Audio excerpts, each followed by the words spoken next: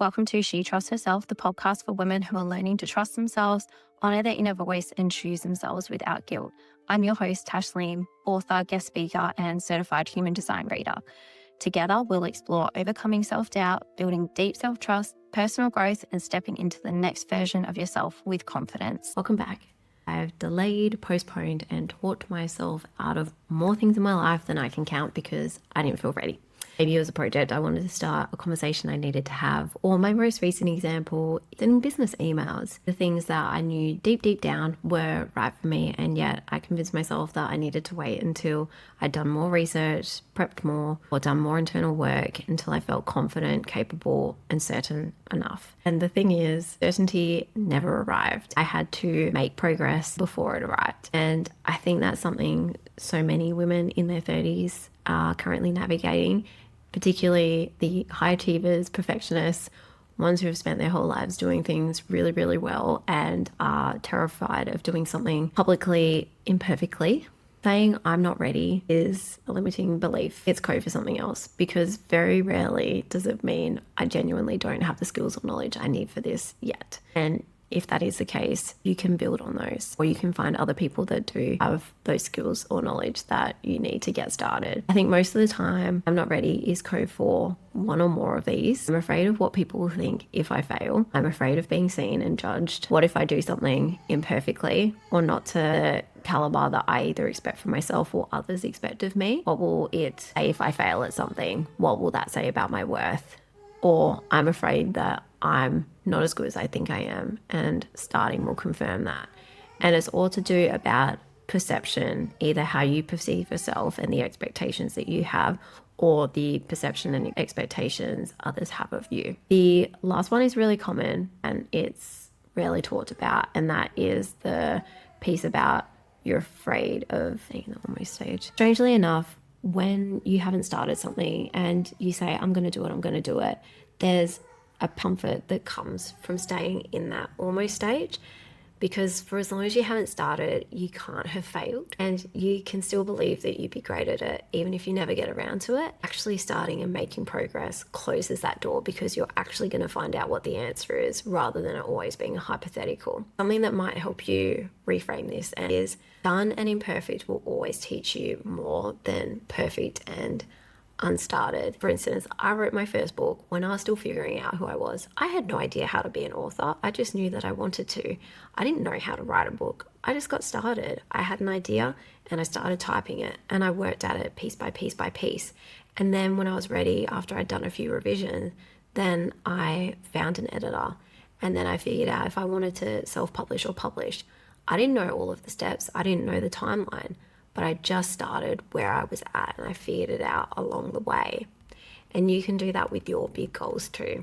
You don't have to know all of the steps to get started. You just need to know the first step. As cliche as it sounds, it's a cliche for a reason. And what that process taught me of writing and self-publishing a book was there was such discomfort of being visible, and the experience of having someone reading my words, the feedback and growth. None of it was available to me while I was still waiting to be ready. And I did feel a bit uncomfortable being like, hey, I've written a book. What do you guys think? Because I was putting myself out there. But simultaneously, I also felt really proud of what I had achieved. The thing is, you can't actually learn any life lessons without actually doing. There's no shortcut. And sure, you can buy the courses and learn things from other people who say, I've been there, done that. And they've done the trial and error piece, and then they package that up and sell that to you and go, here's a shortcut, learn from my mistakes.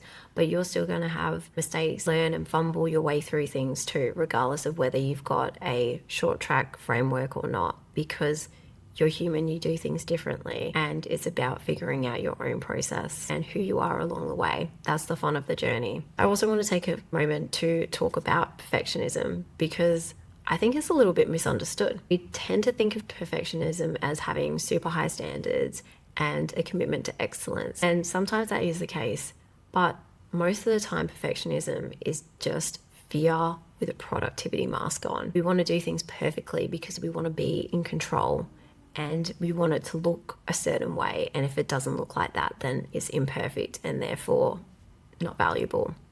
When your perfectionism comes from a genuine love of what you're doing, your craft, it can feel really energizing because you're wanting to do the best that you can every single time. You want to give 110%, and you're working towards something, refining it and enjoying the process. But when perfectionism is fear in disguise, it feels paralyzing. You don't want to move forward because you're so afraid of making a mistake, and what if it's not perfect, and what if my perception is blown, and all of these different limiting beliefs run through your mind. It feels like everything has to be just right before you even begin, or before you can take the next step. It has to be perfect, otherwise you're not making any progress or moving forward. It can also feel as if one wrong step will expose you. Like, everyone will find out that you're a fraud. That's where imposter syndrome ties into perfectionism, because you think everyone perceives you in a certain way, and if you do something that goes against that, then people will think differently of you. The preparation phase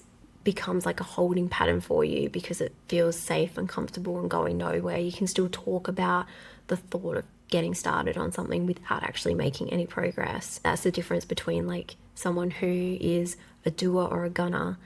And when you're constantly talking about something that you're going to start, then that puts you into the gunner phase, because to become a doer, you need to get started. It's something that I've seen come up in my human design readings, and it's something that I want to share in this podcast because I feel like it's quite relevant. There's a lot of women who struggle with visibility and the fear of being seen, and it's because they have a deep conditioning around what happens when they get things wrong. And their human design often shows that there's a much bolder, more expansive version of themselves waiting to be let out if they give themselves permission for that part of them to be seen by others. There's a moment of recognition where they go, oh, fear isn't actually the truth about me, and that's just what I've learned. That's not what I am. If you were an eldest daughter, high achiever, then you probably grew up feeling like you had to get everything right because that's what you were praised for. You were praised for doing things right. And if you got things wrong, maybe that wasn't well received by other people. So you learn, okay, I can't make any mistakes. Everything that I put out into the world has to be flawless. And when something does go out and it's imperfect, then you think, oh, like this is so unprofessional, or why did I not catch that? It's because you're human. What can we do with this? The first thing is to redefine what being ready means.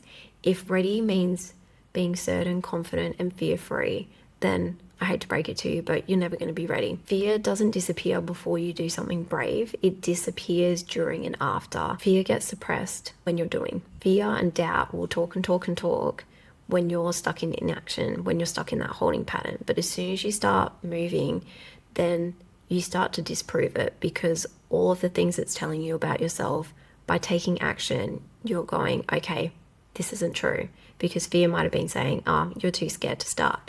Whereas you go, watch me and take action, then fear has nothing left to say because you've just disproven it. The next thing is shrink the first step. If you think about the thing that you're putting off right now, it probably feels really enormous in your mind. When you're looking at the big picture and looking at the whole thing, of course it's going to feel overwhelming. I mean, if you're looking at a mountain and you go, I have no idea how to climb it, you go step by step. That's all you can do, is taking that first step. And if the first step feels too big to take, then break it down even more and do micro steps. That's totally fine. No one's going to judge you for it. So just think about what the smallest possible version of that action is when creating that micro step. What's one tiny thing that you could do in the next 24 hours to get started, or as many people like to refer to it, move the needle. Just start there, get the momentum, and see how you feel. And just let that carry you and start to build momentum from there. The third thing, stop waiting for permission for validation from others or to begin. No one is going to come to your door and say, yes, you're ready now. It's just not going to happen. You're the only one who gets to decide that. You get to decide when you're ready, when you're going to take that first step. Every time that you wait for someone else to give you the go ahead, you're outsourcing your authority over your own life. You're giving them the pen to write your life story. And I want you to take that pen back, because it's time that you write your own story. Give yourself permission to start, even if you don't feel 100% ready, because you never are. You just have to take this first step and see what happens. You have permission. You have free will. And if you need it, then you've got permission from me right now.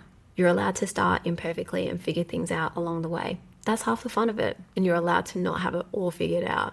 And you can do things when you're feeling a little bit scared. So whatever it is, whatever you're currently putting aside and saying, I'll do that later, think about the first micro step and take action. If you want some accountability, by all means, drop a comment below, share what you're working on. I'd love to cheer you on, and let's get started. And that's a wrap on another episode. If this one resonated with you, I'd love for you to subscribe to the podcast so you don't miss any future conversations, and share it with someone else who's learning to trust herself again. You can connect with me on Instagram, Tash, where I share more about self-trust, personal growth, and human design. If you'd like to go deeper, you can explore my books and offerings, all designed to support you as you build self-trust and step into the next version of yourself with confidence. Until next time, please remember that you're not too much or too little. You're just you. Keep choosing yourself.